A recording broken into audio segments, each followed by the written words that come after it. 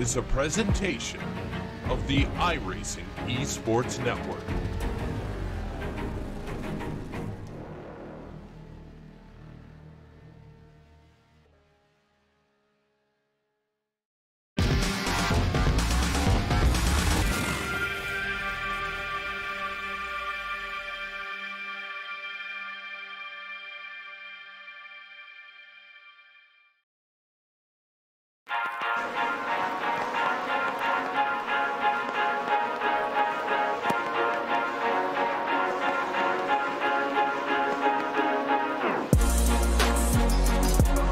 iRacing Formula Renault 3.5 Championship heads stateside for the third round of the season.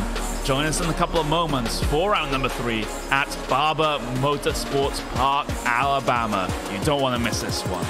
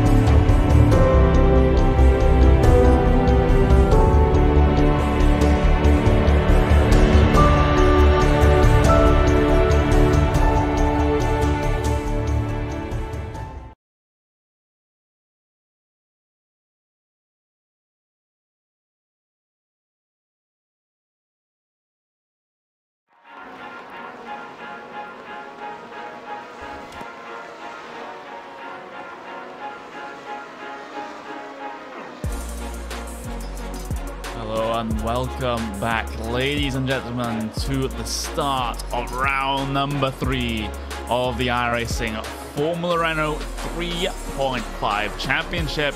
I am Connery Madigan. Joining me in this week, as ever, it is the fresh sounding now with a new microphone, Stephen Burbage. And Stephen, first American race on the calendar, or one of the couple American races on the calendar, I should say, and it's going to be Barber Motorsports Park, home of one of the rounds of the real-life IndyCar series, but it is a very, very recent track, very modern track, only opened in 2003. And although I'm saying that thinking it's, you know, just last year, but no, that's over 10 years ago. But still, this track doesn't quite have the history of some of the others on the calendar, but can provide some fantastic racing, especially with the elevation changes throughout. Definitely. I mean, always you got to remember, Connery, history comes with time. And, I mean, it's been 15 years, but in the grand scheme of things, of motorsports, which is over 100 years of time, it's what's something to keep in perspective. But the races here with IndyCar and the traditional motorsport series have been fantastic, and I expect to see more of that today with this series. Yeah, exactly. We do have qualifying underway right now. Currently, it is Morgan Moran that's currently all positioned by 0.4 of a second, right at the top of the timing stand.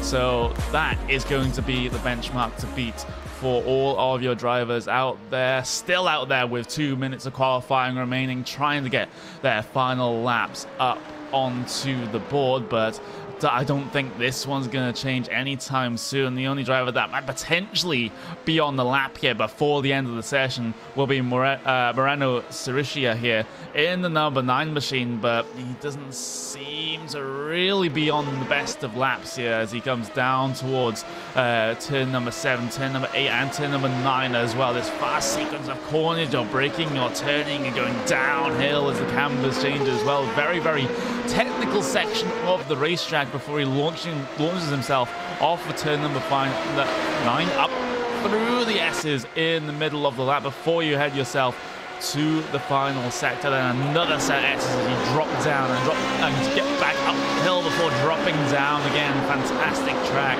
in terms of the roller coaster nature, but through the final couple of corners now for Siricia. Let's see if he's able to improve on his, well, he hasn't even set a lap, so let's see if he can get himself up onto the board. He can. That's only good enough for P number 10 though, and there's no one else out there on circuit that is going to be able to challenge to get themselves further up the grid in this one. So 30 seconds left in the qualifying session remaining, and I did allude to it, Steve, and this track is absolutely fantastic in terms of the elevation changes, in terms of the differing cambers through the corners as well, on camber or off camber. It has all sorts of variety. Yeah, the biggest thing here is drivers adjusting to those elevation changes. I mean, you come out of turn 2 and you've got that, you're turning for turn, I guess, 3, and you're cresting the hill at the same time, and some vehicles tend to have the back end come out on them because it just lightens up so much coming over that hill. I think that'll be interesting, especially on the first laps when they're still on those cold tires. It will be very interesting indeed come the start. But speaking of the start, here's your starting grid for this evening's race here on RaceSpotTV Friday primetime. Morgan Moran's pole position there by a good chunk of time indeed. 3.5 of a second over his fellow Frenchman of Tony Repousade, with Victor Prieto and Guerrero making it an all-Iberian second row. P number 5 goes to Moira there. In P number 5, we've got Michael Cleary. P number 6, Matteo Calastani and Stefan Chantal there. Down in P number 8, we see cycle things back. Dave Walsh starts P number 9 with Sirica P number 10. And your first Finn in the entire field, that's going to be Heijnen in P number 11. And then you've got cars further down the field. You've got the likes of Sautov, Saranzo, your Baron Daly as well. P number 15 with Antti Levoska, P16, Claudio Candio, P number 17 with Luca Furlik.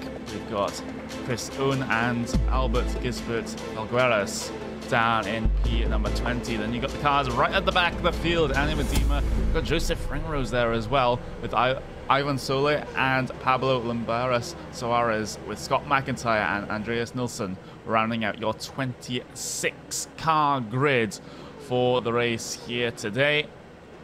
And we've got not too long at all before we get this race started. Morgan Moran with the advantage, taking pole position. He has his teammate on the front row with him, as you can see.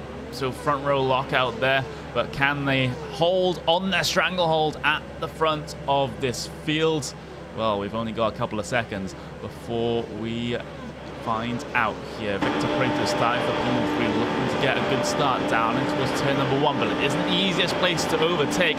Round number 3 for the iRacing Formula Renault 3.5 Championship gets underway. Fantastic start from P2 from Tony Represent. Looks around the outside at turn number 1, but that opportunity will go begging as he'll get the back end out through 2. Somehow holds it. Fantastic save there from Represent, but here comes Prato around the outside coming through the first sector, and he does manage to gain the position, but he has to be defensive down in towards turn number 5 because Repsar will come back at him around the outside, but he's not going to be able to fight it. He'll take the fight instead to turn number 7, 8, and 9. Here comes Repsar back then around the outside once again, coming through the corkscrew, but isn't able to find the move back on Victor Prato, and Prato now has P2 secured, but through all of that fighting, Morgan Morant has got himself a huge gap at the front of the field already, and this battle might not even be done because Represent's back down the inside of the S's. That is commitment and a half, Stephen.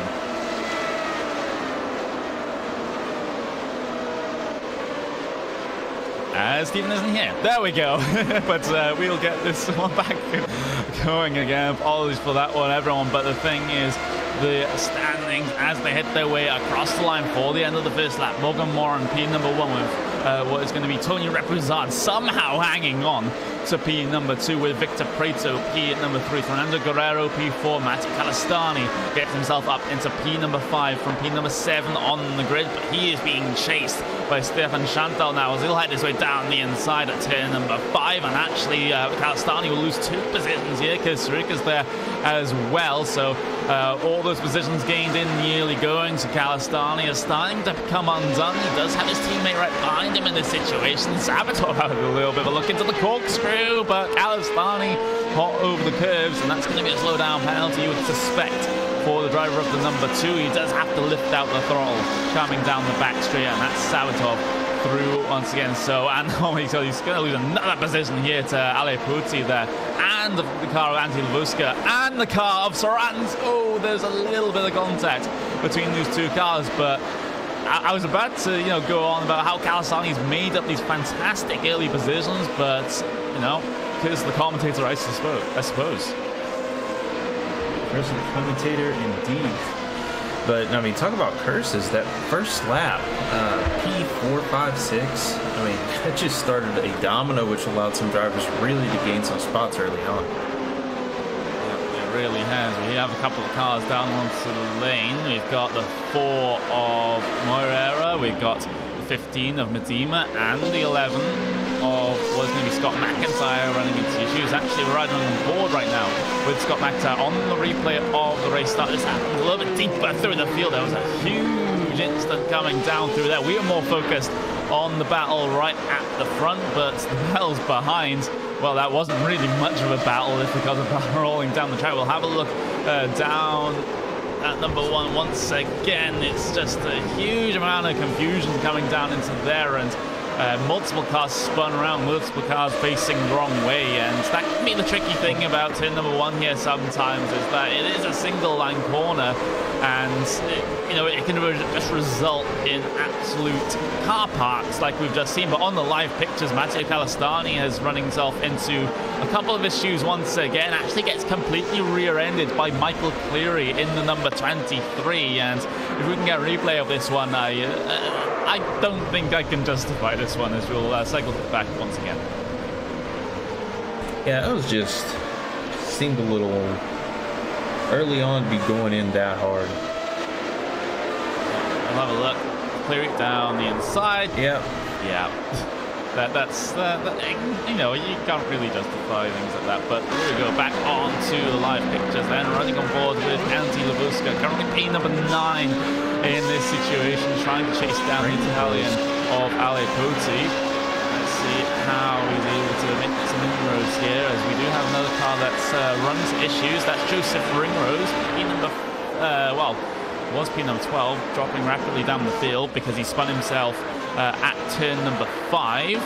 let's see if there's anyone else involved in this one. I think it might be Chris Kuhn that is in close proximity, but he doesn't actually get involved. We'll see Ringrose head his way down the inside, a little bit of a lock with the brakes, and well, at least from my view, there wasn't any contact between those two cars, and well, he spins right on towards the apex of the hairpin. So that is a very tough situation to get out of, especially with traffic coming, and Ringrose preferred not even to try, as he'll take the toe down on towards the lane. So that is Ringrose out of this event, and he very much isn't the only driver to fall victim to troubles early on. And that right there is just the worst thing to have, is where you're stuck on the underbelly of the car on the curb and just can't get off. I mean, getting caught in an incident, having damage to the car is one thing, but having to take a tow due to being stuck on the curb is not the way you want your race to go. Still about P number 8 on your screen right now. Poti has I would say, what is a manageable, a comfortable gap back to Lubowska right now, and Lubowska hasn't really made that many inroads over the past couple of laps. So Poti being fairly comfortable in that position right now, as they'll head their way across the line to complete lap number 5 of this event. A very short lap time here at Barber Motorsports Park. We have 25 of them to run, but they've only been running 1 minute 6 second, 1 minute 7 second lap time. So that is a very quick lap, very fast and furious one. But let's just see how this race will go in terms of that. But we've got, as we're still riding on board with Antonovsky, you just see how twitchy he was out off of turn number 5, in fact, trying to get that power down through those rear tires, but you know, starting to look a little bit sketchy. And that's what we saw at the Nürburgring, especially Stephen, where some of the cars later on in the run became incredibly twitchy, and usually on entry. But the thing is, Lubowska having a little bit of those twitches on exit as well. Yeah, Connor, you bring up a very good point. You know, as the fuel burns out of these cars, it really does lighten them up. And depending on the brake bias the drivers have set up and the rest of their suspension, I mean, it can really... Oh! We got 2 cars around. That's Chris Oon involved in that one, and I just picking up the name of the other driver, that's Andreas Nilsson, that went for a escapade onto the grass on the back straight, and I think this is going to be another rear ending. In fact, it is. So Nilsson straight into the back of Chris Oon there. That, again, is another instant that I, as a commentator, can't exactly justify, as they'll get themselves back onto the racing surface, off the racing line. That I guess they've got, at least got that going for them. As we will return to the live pictures then, because the battle for P number 2 is starting to heat up. It's Tony Reprizard versus Victor Preto. They had a scrap in the first lap of this event, but Preto looking to continue this down through the middle of the race as well. Yeah, Preto is, I think, playing the long game with this, and what we've seen in the series, Connery, that is what you want to do. Don't take the risks early on, save the car, and then make your moves at the end. But he's staying right there in the draft. He's holding close. He's doing what he needs to do. And I think if he holds this position and makes that final push at the end, he'll be in a very good spot. It's also a case of if these two drivers, or how many DRS activations these two drivers have after that first lap. I would have suspected a couple would have been used in that situation, and part of racing this car is managing the amount of DRS activations that you do have to use. But Preto is in a pretty good position right now. You can actually sit behind the driver of the one and just kind of slipstream him all the way down the back straight here, even though this isn't really the best track for the draft, not really the best track for DRS. You can open it up here and get a huge advantage into the second S's of turn number 12 and 13, but not close enough to draw himself alongside just yet. But you just see he's waiting there, watching and stalking, gained 0.3 of a second on that last lap, and it looks like this one's going to be a gain as well, but how much we'll know as he heads his way out of the final corner. That's going to be the swing once again towards turn number 1, and Victor Preto, you know, he wants to make this move. He attempted it early on, but the opportunities just haven't been there for him right now. But he can bide his time a little bit here, running on lap number 9 of 25. Still plenty of time to get himself one step higher on that podium. Yeah, that is always a challenge. Is how do you pace yourself with the DRS? And the tighter you're fighting with somebody, the more tempting it is to use those Connery. I'm looking a little further back, and the battle for 8th is just picking up. You got Lavoska just really putting on the pressure on Putu. Yeah, that's the battle that we were keeping an eye on earlier, but Lavoska starting to tighten the screw. You can see all 3 previous laps he has gained, and it has been a, you know, sort of situation where Lavoska here, he's starting to get himself into a position where he can potentially challenge at some point somewhere around this circuit. Needs to be a tiny bit closer for my liking, but gaining a 1/10 of a second 2 laps ago, 3.5 tenths of a second just 1 lap ago, that is absolutely fantastic for the Finnish driver. But as they head their way across the line, still not going to be any advantage going the way of Lavoska right now. Still no chances to get himself by, and that's one of the things at this racetrack where the overtaking opportunities are few and far between, exactly like Nürburgring. But Lavoska gets a fantastic run out of the first sector, might just be able to challenge in towards 5, finds the inside line, room given though by Putti, but room not taken, as they will remain the same way off the corner as they entered it with Antti Lavoska behind. And Lavoska now not able to challenge down through the corkscrew. Putti has to be very careful with those slowdown penalties coming through that section. He went very, very heavy over the curb that last time, but he seems to be okay. But we're also watching as well for P number 2, because Victor Preto, look at him, he's all over the back now of Tony Repouzade, and Repouzade really feeling the pressure from behind from Preto. What have you spotted? Cicero just went off the number 9. Number 9, that was the driver, and P number 6 will have to fight for position though from Putti, and Putti manages to make his way by, and that's going to be Surika slotting his way back in, looks for the move, then inside for turn number 1. Oh, that is a risky move indeed, but they managed to get through it. There's a car off ahead of them. That's going to be Joseph Ringrose trying to get himself any sort of points from this event, but Surika now goes for the insides coming down through turn number 5 now. Battle late breakers down into here, 2x2 let go as Joseph Ringrose has absolutely drilled Antti Lavoska there. That is not the behavior you like to see from a lap down car. So Lavoska now probably has a little bit of damage as a result of that one, as Putti and Surika were still fighting down into the corkscrew, and we'll see this one on the replay. It's never something you like to see coming out of the first sector, and you see those cars sort of prepare themselves, sort of scrap amongst themselves for position. That purple and black color is Joseph Ringrose 1 lap down, and he just there's nothing Lavoska could have done there when the lapped car locks up the brakes on the inside. Yeah, I was going to say, it's like, I don't think that was an intentional thing from Ringrose. I just think he just misjudged the braking point, getting caught up in the action, maybe not being able to see his brake marker, and just realized he was in too deep and just tried his best to get the thing stopped, and it just wasn't enough. It looks pretty comical on the onboard, I have to say, with Ringrose absolutely, you know, it's not even a slight lock, it's a full front lock, trying to get himself stopped for turn number 5. And, you know, common knowledge in that situation as a lapped car, you know, usually you would just brake a little bit earlier, make sure the lead lap guys can get past you by the time the corner apex arrives. I'm not sure what he was, you know, thinking, trying to brake so deep into that corner, and it's a corner that he has had trouble with previously as well. That's where he actually went a lap down after spinning on the entry to that one. Oh, Preto! He has absolutely punted Repouzade to the outside of the race circuit, and now Repouzade a completely ruined front wing, and he's going to be dropping further and further and further back through the rest of this race. What has happened here? Repouzade, let's have a look. I might not have called it right the first time, and well, I did call it right the first time, but it was a chain reaction from a bit of lap traffic ahead there.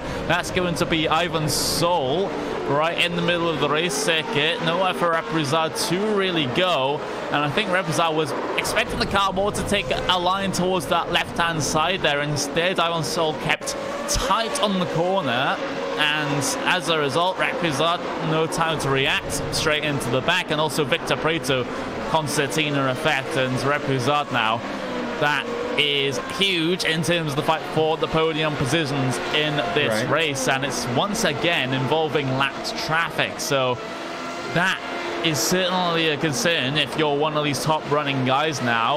You have to be so careful around these lap down cars, because you have no idea what they're going to do. No, you don't. And I think we're seeing the lap down just due to familiarity of this circuit. I mean, we spoke with several guys last week, and they were saying, it's like, I haven't turned a lot of laps here. We had one driver said, this is my drop week. So unfamiliarity creates a larger gap in lap times, and I think that's why we're seeing so much lap traffic that we're not as familiar to seeing in previous rounds. Well, yeah, it is a very short lap time, and that just brings the drivers that are off the pace back into the way of your race leaders much more quickly than some other racing circuits. But we do have a couple of battles still out there on track with what is going to be on lap number 14 right now. We're currently watching Suruka. Once again, he has been in the wars in this one, but still looking to track down and gain positions. The one ahead of him is going to be Ruslan Sabatov, currently P number 5, up from P number 13, and that is just tells a story in this race. Suruka DRS going to be wide open, then down in towards the S's section, but not able to complete the move. Will he be able to complete it coming through the next sequence of corners? Looking around the outside, if he can hold it, he has the inside for the final corner, but not able to sustain the advantage coming through the final corner, and he'll have to wait another day. But Suruka up what is going to be 4 positions up into P number 6. Sabatov is up even more positions from P13 up into P number 5, and the train of thought that I was on before I had to commentate on that battle, Stephen, is that just shows how much trouble these front-running guys have had with the instance out there on circuit with the lap traffic. Yeah, and I mean, to add insult to injury, with the elevation changes, with the way the corners are here, many of them are blind, and so sometimes when you're trying to be nice, like we saw earlier, I think he was getting on the brakes, trying to hold to the inside and let the drivers go by on the racing line, but because they're not used to dealing with lap traffic in this manner, it's created this issue where it's blind and people are trying to be courteous but not knowing where each other's going to go, and it's just creating these problems. It has definitely been a race of attrition, and things may not be calming down for Sabatov and Suruka right now. Suruka we're on board with, but there's a gaggle of lap traffic ahead that is fighting amongst each other for position, so this is going to be sort of requiring a well-managed sort of multi-class mentality here, trying to get these passes done on the lap traffic, but they managed to get disposed of one for the time being. And the cars ahead, that's going to be Chris Owen and Ivan Sol. They're currently battling for P number 16 out there, down on towards turn number 5. And Sabatov and Suruka now, they just have to be hoping that the lap traffic isn't side by side when it comes time to lap them. True, and Sol is still running with all that damage, and I mean, he got real sketchy earlier on. I'm not a little surprised he's still out there with the car in that kind of shape. Yeah. Definitely going to be off the pace, running lap times 1 minute 10 seconds there. He was off. Yeah, that was going to be on in the background, but we'll keep it on this battle for P number 5 right now, as Sabatov has to lift out the throttle because Chris Owen was so slow coming off the second S's section here at Barber, but he'll find his way down the inside of the lap traffic, becomes the outside for the final corner. No luck though for Suruka, as he has to stay behind and has a switch off for the final corner. Puiti's going to come back on him. That's going to be for position as well. So Puiti getting himself involved in this battle now, thanks to the lap traffic slowing up this group a little bit. And meanwhile, Sabatov still trying to deal with that traffic side by side with Ivan Sol down in towards turn number 5, but Chris Owen looks for the opportunistic move around the outside. So 2 battles, 2 laps apart that I'm commenting on there. That's kind of hard to keep track, but Ivan Sol and Chris Owen side by side for P number 16 in amongst your leaders, and Ivan Sol will have to back out of that one because Suruka's on his way through, doesn't want to get himself involved in everything, so that's going to be the situation as it stands. So that is a mess there on your screen with lap traffic involved with lead lap cars. It's you know, it's not what we expected, but it's what we have to deal with, as there was an orange car on the inside there going very, very slow, just letting all of these cars by. And I think that's just a case of seeing what has happened already with the lap down incidents and just not wanting to get involved. Yeah, I mean, whew, you said it earlier, multi-class mentality, and you know that's what these drivers really need to think about right now. I mean, the attrition is real in this race, and you know, again, I go back to familiarity. There's a lot more familiarity with some of the circuits we've had earlier this season. This is, for many of these drivers, a newer circuit. They don't have nearly as much track time here. And we're starting to see the ones that have the more experience here versus the ones that, you know, it's new. And you're seeing where the mistakes come up because of that unfamiliarity. It's not a track that is run that often here on iRacing. Of course, it's one of the main features of the IndyCar series, but every single other series, then it's not the most popular of tracks, and that might be what we're starting to see here, with drivers not being entirely comfortable with how this track goes. But the back down issues continue. Oh no, that's going to be Lavoska off as well. We were riding on the back of him, but the incident was all in front, and that is a good couple of cars involved, and it includes Lavoska and Poti as well. We'll get the replay up on screen for you now. Another running into the back of here in your lap down cars. Chris Owen straight into the back of Furlick, and again, I'm trying to find justification for these incidents, and I'm not finding any. Just heads up driving, look at the car ahead, and if they're slow, just slow down yourself. It's that simple. Yeah, I mean, it sounds simple in theory, but these cars are moving at such, you know, quick speeds. The suspension has so little travel. I mean, if you're dealing with like GT cars or stock cars, the bodies move a lot more, and with GT cars there's brake lights. But with these, I mean, you don't have the brake lights, you don't have the suspension movement. It's a lot harder to gauge if somebody's on the brakes, other than noticing, oh no, they're slowing down, like way down. Yeah, exactly. And wow, this race just keeps changing and changing and changing and changing. But as it stands right now, we've got Sabatov and Sarika. That's the closest battle out there on track that has somehow survived through those incidents that we've had. Those guys are still pretty close, 1 second separating them on track, but everyone else seems pretty spread out at this stage. But with Morans, we've got Preto, we've got Guerrero, currently your podium positions right now, and this is just going to be a case of who can survive the final 6 laps. You have to argue, Stephen. Yeah, that's been the question of the whole race, hasn't it, Connor? It pretty much has. This is an interesting stat line for you, if I can find this correct. We've got 11 cars on the lead lap of 26. Yeah, I mean, that says everything right there. Yeah, it does.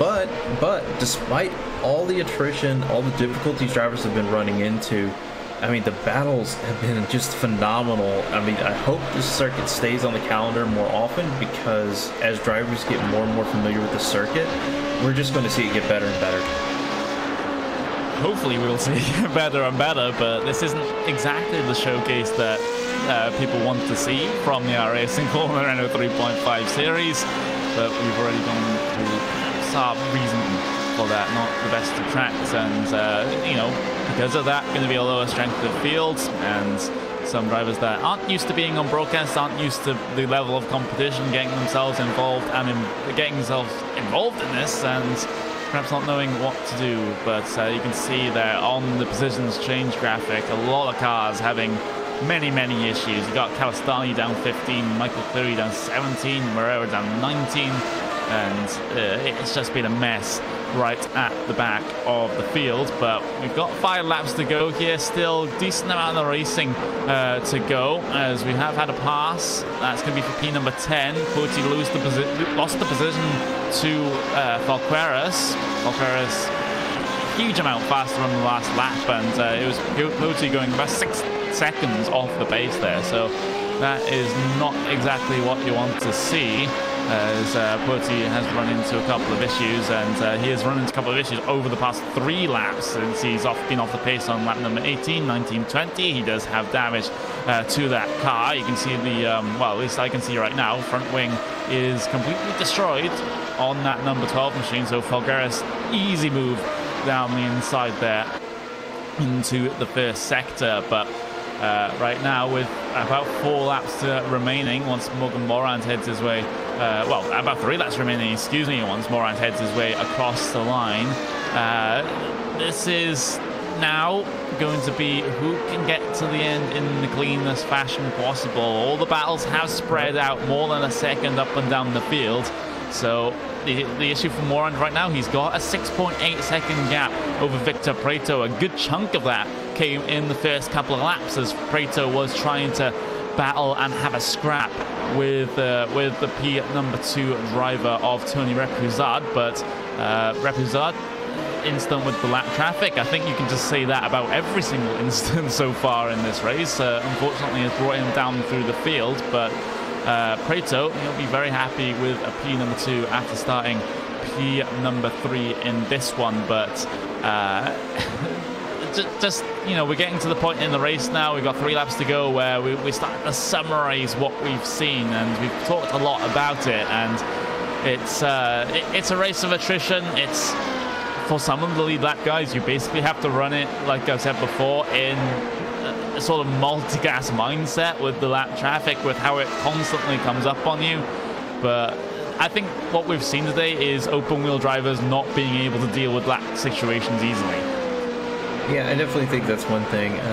Going back to something you talked about earlier, you know, you're talking about like the track being difficult, but you know, really the problems, the fault's not so much the track. It really is unfamiliar. You know, the drivers not putting in the proper practice. And, you know, I think it's always important to remember that it's the driver's responsibility to be prepared for a race. And it's not so much that the track has to cater to that. And maybe that's a mindset that's sometimes missing with some drivers, and they need to kind of focus back on that. More practice required, you could argue. The closest battle that we have out there, though, is between Byron Daly and Theo Taranzo, but again, that's even starting to look more like 2 seconds rather than 1 second there in that one. So things could close up inside of this top 10, but it's looking rather unlikely right now. But we do have Sarika and Sabatov. I just saw a little bit of movement on my timing screens there. I'm not sure if Sarika had made a slight mistake, or rather Sabatov had made a slight mistake trying to bring and has brought, excuse me, Sarika back into this battle, but that one's looking below a second right now. You can see on a lap time delta that Sabatov lost 1.3 seconds, more like 1.4 seconds on that last lap, so we will have a battle here in the dying stage of the season. Well, that's what we were hoping to see, and that's what I was expecting as we get into the final stages. So this is, despite all the troubles people have been running into, I'm glad to see such a great battle here at the end. Final lap, white flag is out there. Morgan Moran heading his way through turn number 5. That is going to be your race leader, and if he completes this next lap, the race winner here in the round number 3 of the Formula Renault 3.5 Championship. But things are not done for P number 5, not at all, because Sabatov has to try and defend from the number 9 of Sarika, and this is going to be the last lap sort of potential dive here for Sarika, but he's simply not that close coming in towards turn number 5, and he's not going to be close coming off turn number 5 either. But through the final corner comes Morand. He'll weave his way across the line to take the checkered flag in an emphatic fashion for the number 5. Morgan Morand, your race winner here in round number 3, and no issues since the start of the race at all. But Sarika and Sabatov,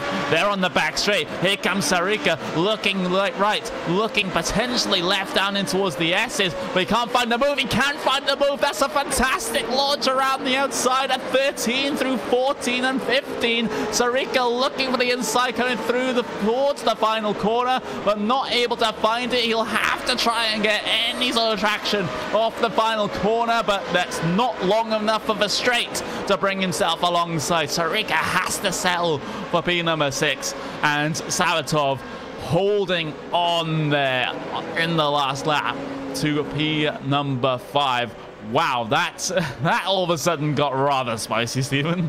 Yeah, that's what I love about Barber, because so many of the corners has that banking. It allows drivers to challenge on the outside, and it creates awesome battles like that. So I really hope we see this more often. I certainly hope that we see it more often as well, but here are your official race results for round number 3 of the iRacing Formula Renault 3.5 Championship. Morgan Morand takes the race win after starting pole position. He had absolutely no issues in the race, got himself through the treacherous lapped traffic after the cars behind decided to scrap amongst themselves. Victor Prieto taking P number 2 there, 5.5 seconds behind your race leader, with Fernando Guerrero even further back in P number 3. Stefan Chantal finishes P number 4, with Ruslan Sabatov hanging on for P5, with Sarika P6, Rando 7th, with Brian Daly, Tony Reprizard there down in P number 9 after running in the top 3 all day. But Albert Gisbert Falgueras rounds out your top 10. And first of the cars, a lap down. We've had 9 cars finish on the lead lap here, which isn't exactly what you want to see, but we'll continue on regardless.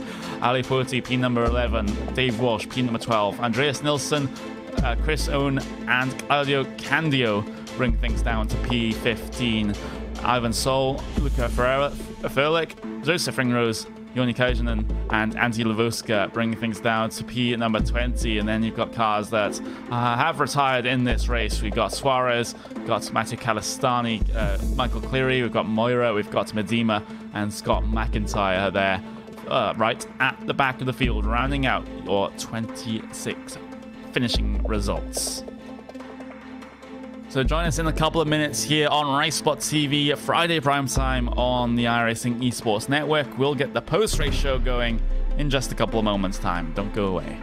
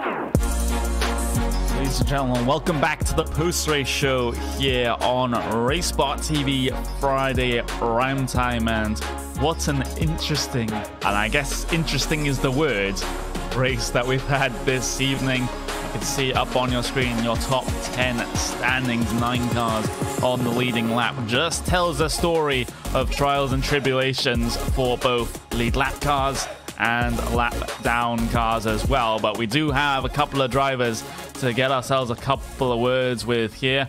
And the first driver that's going to be in the commentary booth is going to be the driver that finished on the 3rd step of the podium. That's going to be Fernando Guerrero, standing by with Stephen Burbage. Well, Fernando, it was a challenging race and definitely more traffic than you guys are used to. Well, I mean, the head start was something else, and I think you saw more of it in your review. Just walk us through your race and just some of the things that you had to adjust to, adjust to as things went on. Clearly, the most important thing for us was the qualifying. Both myself and Victor could manage to set a good quali lap on our first attempt. We were in the second row of the grid, so that made our start really easy because we could avoid all the carnage we assumed that was going to happen in the group, as it finally did. So yeah, the start was pretty easy from behind, but unfortunately Victor hit Tony in the second corner. It wasn't a big deal, he just gained that position, but he let him by afterwards in the first lap. And yeah, after lap 1, it was for me a really easy race to manage because I had better pace than the guys behind me, and I was clearly slower than the guys ahead. So my job was done. I made Victor's life really easy in lap 1, which was the main goal. And after lap 1, I was just cruising, knowing that I couldn't gain any position by my pace because I was slower than the guys ahead. But yeah, as you say, difficult race to manage when the traffic came into effect. Unfortunately, Tony was a victim today. We knew that could happen in a track like this, 26 cars in a track barely 1 minute 10 long. We knew this could happen, and yeah, unfortunately we lost Tony. We don't like to gain positions like that, but yeah, that's racing. What can you say? And for us, finally, a great result. For me, my first week actually racing in this series and training properly, a P3 in the soft race, I think it's a pretty good result. And for Victor, another podium, P2, leader of in the points leader, obviously with 1 week more than Riku, but yeah, so far a great start of the season for us. A great start indeed, and I think you hit on a very important thing there, practice. You guys put in the time and it really paid off today. So congratulations on that. Before we let you go, any sponsors, shout outs, thank yous? Well, just thank you again to all my teammates in Champs Racing. Today we were only 3 on track, both myself, Victor and Albert, who had a top 10 finish. So great job by him as well. And then, well, a couple more teammates who have been helping us throughout this week. Sergio Macias, Victor Rodriguez and Manu Domingo, all 3 of them couldn't make the race today, but they have been consistently quick all week, and yeah, everybody is helping us to get those results, and yeah, so thank you. Thank you, and Happy New Year to you as well. We'll see you next week. Conrad? Well, that was Fernando Guerrero finishing P number 3 for Champs iRacing. But we do have another driver to talk to before we go here on RaceSpotTV Friday Prime Time. It's going to be the driver of Moreno Sirica there, down in P number 6 after starting in P number 10. A net gain of positions, Moreno, but you were involved in what seemed like pretty much everything. Just take me through your race. Yeah, it was a pretty chaotic start. I managed to go around the outside from first corner. Then I only tried to push all the race. And I made some mistakes. I was in P6 and then I dropped down to P8, P9 because I went so wide in last few corners. But then I was able to catch the guys in front of me, and in the last laps there was a battle with the P5 for the P5, but I was not able to catch him. Yeah, very, very busy, very involved race for you today. And one of the things that we talked a lot about in the race commentary was how difficult the lap traffic was. And I think you're the best example for this one because you were involved in battles of your own on the lead lap while also trying to get past cars that are being shown the blue flag. And, you know, as an open wheel driver, of course, you don't get that situation often. So how do you approach, you know, managing a battle of your own while also trying to stay safe with the lap traffic? Yeah, absolutely. Well, you know, I'm GT driver. This was my first race in this series this season, and it was a bit difficult this time because, you know, when you are near to the car in front of you with this type of car, you struggle a lot or try to be so close. But you know, it was difficult. It was very, very difficult to manage this traffic.